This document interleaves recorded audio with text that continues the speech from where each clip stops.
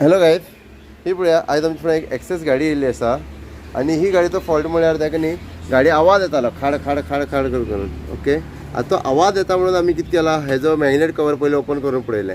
Magnet cover जेन्ना open केलें जाल्यार आमकां 2 पार्ट्स तेगे मोडले मेळ्ळे. 2 पार्ट्स म्हळ्यार पयलीं जावन आसा हो एक्चुअली न्ही हेडा भितर आसता, एका डी कंप्रेसर म्हणटा. ओके, डी कंप्रेसर म्हणटा आनी हो डी कंप्रेसर वयल्या हेडांतल्यान तुटोन सकयल येयला क्रँका कडेन.